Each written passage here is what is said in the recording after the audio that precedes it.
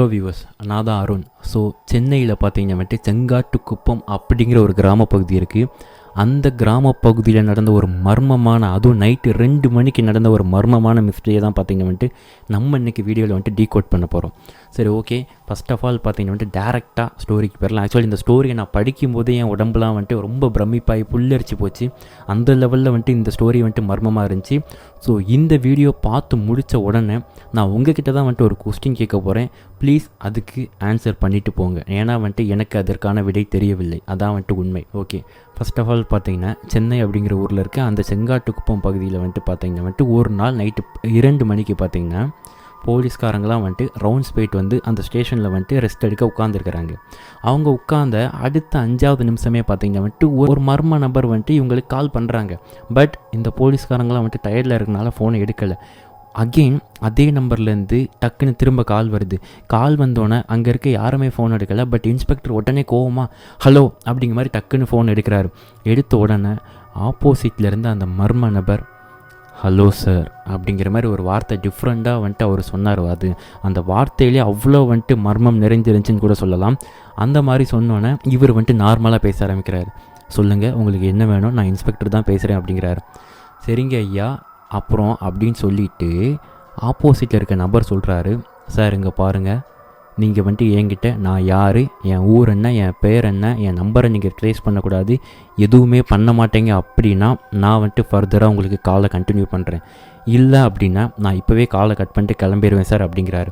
But இங்கே போலீஸ்காரருக்கு பார்த்து இருக்காங்க பார்த்தீங்களா, அவருக்கு ஆல்ரெடி வந்துட்டு இவன் அந்த சொன்ன அந்த ஹலோலே வேர்த்து ஊற்ற ஆரம்பிச்சிருச்சு. நைட்டு 2 மணிக்கு இப்படி ஒருத்தன் வந்துட்டு ஹலோ சார் அப்படின்னு சொன்னால் யாருக்கு தான் அங்கே பயம் இல்லாமல் இருக்கும். சரி, நான் உங்கள்கிட்ட எந்த டீட்டெயிலும் கேட்க மாட்டேன், உங்களுக்கு என்ன நடந்துச்சு, என்ன பிரச்சனை அப்படிங்கிறத மட்டும் நீங்கள் சொல்லுங்கள் அப்படின்னு சொல்லிட்டு இந்த போலீஸ்காரர் வந்துட்டு அந்த மர்ம நபர்கிட்ட கேட்குறாரு. அப்பா அவர் சொல்கிறாரு, சார் அதுதான் எப்படி சொல்ல போகிறேன்னு உங்களுக்கு தெரியலை. நான் வந்துட்டு பார்த்திங்கன்னா நைட் இந்த பக்கத்தில் இருக்க ஒரு ஒர்க் ஷாப்பில் வந்துட்டு ஃபேக்ட்ரியில் நான் ஒர்க் பண்ணிகிட்ருக்கேன். ஸோ ஒர்க் முடிஞ்சு நைட் ஷிஃப்ட் முடிஞ்சு நான் வர வழியில் எனக்கு அர்ஜென்ட்டாக வந்துட்டு ரெஸ்ட் ரூம் வந்துச்சு. ஸோ அதனால் நான் பார்த்திங்கன்னா வந்துட்டு பக்கத்தில் இருந்த ரோட்டு ஓரமாக இருந்த ஒரு புளிய மரத்து பக்கத்தில் வண்டியை நிப்பாட்டிட்டு என்னோடய மொபைல் ஃபோன் டார்ச்சை யூஸ் பண்ணி நான் கீழே இறங்கி வந்துட்டு ரெஸ்ட் ரூம் போகலான்ட்டு போனேன். பட் போனதுக்கப்புறம் தான் வந்துட்டு என்னை வந்துட்டு ஒரு மாதிரி ஒரு ஸ்மெல் அப்படியே இழுத்துச்சு. நானும் கொஞ்சம் தூரம் மூவ் பண்ணி போனேன்.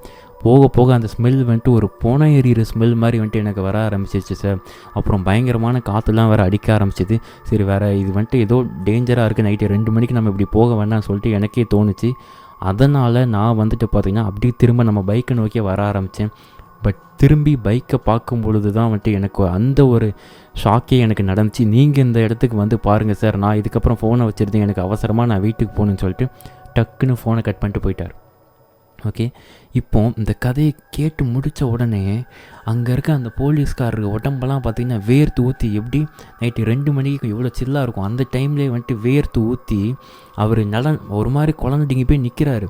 உடனே பக்கத்தில் இருக்க போலீஸ்காரங்களாம் சார் என்னாச்சு அப்படின்னு கேட்கும்போது, இல்லை இந்த மாதிரி எனக்கு வந்துட்டு ஒரு கால் வந்துச்சு அன்னோன் நம்பர்லேருந்து, இந்த மாதிரி ஒரு பிரச்சனைன்னு சொல்கிறாங்க.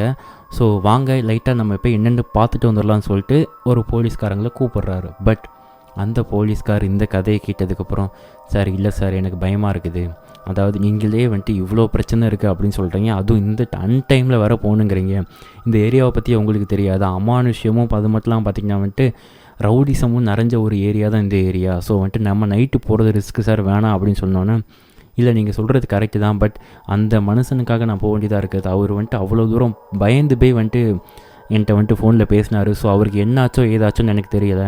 நமக்குள்ளே பயம் இருந்தாலும் இந்த காக்கி சட்டைக்கு நான் வந்துட்டு ஒரு மரியாதை கொடுக்கணும். அதுக்கப்புறம் பார்த்தீங்கன்னா வந்துட்டு என்னாச்சுன்னா, சரி ஓகே சார் வாங்க, நம்ம இன்னும் 2 கான்ஸ்டபிள் வேணால் துணைக்கி கூப்பிட்டுக்கலாம், நீங்கள் ஜீப்பை ரெடி பண்ணுங்கள் அப்படின்னு சொல்லிட்டு இன்ஸ்பெக்டர் சொன்னோன்னே, ஓகே எல்லோரும் சேர்ந்து கிளம்பி போகலான்னு சொல்லிட்டு ஸ்டார்ட் பண்ணிட்டாங்க.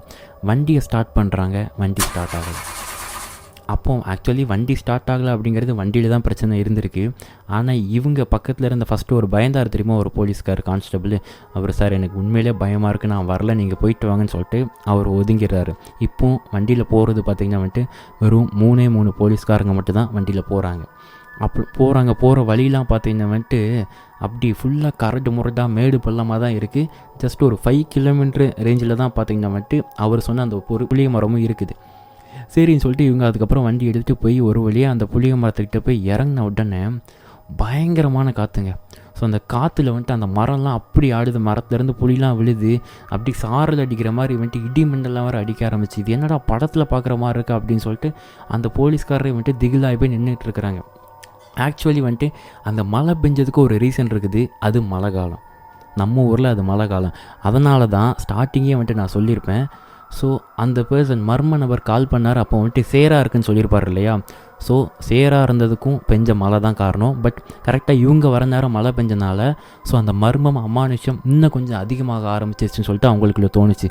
பட் இருந்தாலும் அந்த இன்ஸ்பெக்டர் என்ன சொன்னார், ஓகே நம்ம இப்போ இறங்க வேண்டாம், ஒரு 2 நிமிஷம் நம்ம வண்டிக்குள்ளேயே உட்காந்துருப்போம், 2 நிமிஷம் கழிச்சு என்ன நடக்கு அப்படிங்கிறத பார்த்துட்டு இறங்கலான்னு சொல்லிட்டு 2 நிமிஷம் கழிச்சு எதுவுமே ஆகலை.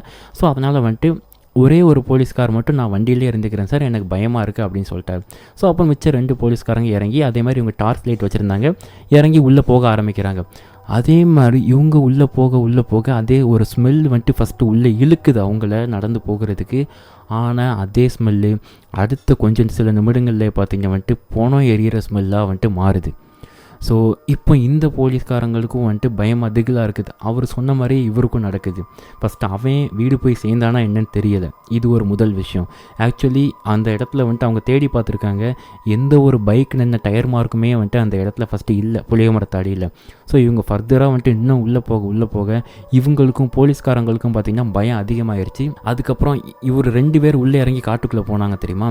ஸோ போனவங்களில் இன்ஸ்பெக்டர் கூட இருந்த இன்னொருத்தர் சொல்கிறாரு, சார் எனக்குமே இது வந்துட்டு சரியாக படலை, ரொம்ப வந்துட்டு என்ன சொல்லணும்னு எனக்கு தெரியலை, வாங்க நம்ம வந்துட்டு நைட்டு தான் இன்வெஸ்டிகேட் பண்ண வேண்டாம், நடக்கட்டும் எது வேணால் நடக்கட்டும், நம்ம வந்துட்டு ஹையர் அஃபிஷியலில் வந்துட்டு இன்ஃபார்ம் பண்ணிவிட்டு நம்ம நாளைக்கு மார்னிங் வந்துட்டு என்ன நடந்திருக்கு அப்படிங்கிறத வந்துட்டு செக் பண்ணுவோம் சார் அப்படின்னு சொல்கிறாரு. பட் ஓகே எனக்கும் வந்துட்டு அதான் சரியாக படுது, வாங்கி கிளம்புன்னு சொல்லிட்டு இன்ஸ்பெக்டரும் வந்துட்டு அப்படியே திரும்பின உடனே இன்ஸ்பெக்டரும் அந்த விஷயத்தை பார்த்து அவரும் வாயடைச்சு போய் என்ன பண்ணன்னு தெரியாமல் நிற்கிறார். ஏன்னா ஷாக்கிங்காக இருக்குல்ல, இந்த மாதிரி தான் நானும் ஷாக்கிங்காக இருந்துச்சு. அதுக்கப்புறம் 2 பேஜ் அந்த புக்கில் வந்துட்டு எம்டியாக தான் இருந்துச்சு. இது ஆக்சுவலி நான் ஒரு புக்கில் படித்த ஒரு ஸ்டோரி தான். 2 பேஜ் எம்டியாக தான் இருந்துச்சு, என்ன ஒன்றுமே இல்லைன்னு சொல்லிட்டு நானும் பார்த்துட்டே கீழே வந்து பார்க்கும்போது தான் தெரிஞ்சு லாஸ்ட் பேஜில் போட்டிருக்காங்க, ஒரு ஆண் மகனின் உடல் எப்படி கிடந்துச்சு தெரியுமா, இடுப்புக்கு கீழே தனியாக இடுப்புக்கு மேலே தனியாக ஒரே ஒரு காலை மட்டும் வெட்டி பூமியில் இப்படி நட்டு வச்சு அது கொடூரமாக இருந்துச்சு. அதை பார்க்கும்போதே அந்த மாதிரி வந்துட்டு பண்ணி வச்சுட்டு போயிருக்கிறாங்க. ஸோ இதுதான் அந்த இடத்துல நடந்துச்சு, ஒரு ஸ்டோரி நான் படித்தது. இப்போது நான் உங்ககிட்ட வியூவர்ஸ் நான் உங்ககிட்ட கேட்குறேன், அந்த இடத்துல ஏன் வந்துட்டு அவர் வந்துட்டு அப்படி கொடூரமாக செத்து கிடக்கணும், யார் கொண்டிருப்பாங்க? உங்களுக்கு தெரிஞ்சால் கமெண்ட் பண்ணுங்கள். இதோட விஷயம் நின்று போகலை அந்த ஸ்டோரி. ஏன் அந்த ஃபேக்ட்ரியில் ஒர்க் பண்ணுற தொழிலாளி நைட்டு 2 மணி ஃபுல், ஏன்னா எனக்கு தெரிஞ்சு 2 மணிக்கு எந்த ஃபேக்ட்ரிலையும் ஒர்க் முடியுமா அப்படிங்கிறது தெரில.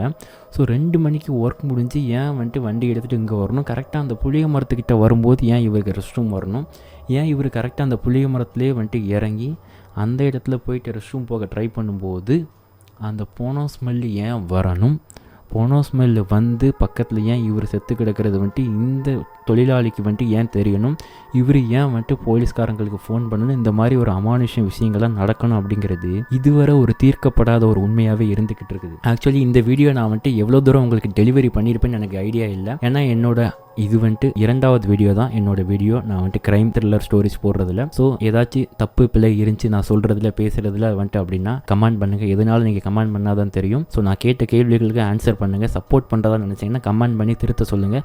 நெக்ஸ்ட் வீடியோவில் நான் திருத்தி போட்டுக்கிறேன். அண்ட் நெக்ஸ்ட்டு ஒரு இன்ட்ரெஸ்டிங்கான க்ரைம் த்ரில்லர் ஸ்டோரியில் சந்திக்கலாம். Bye bye guys.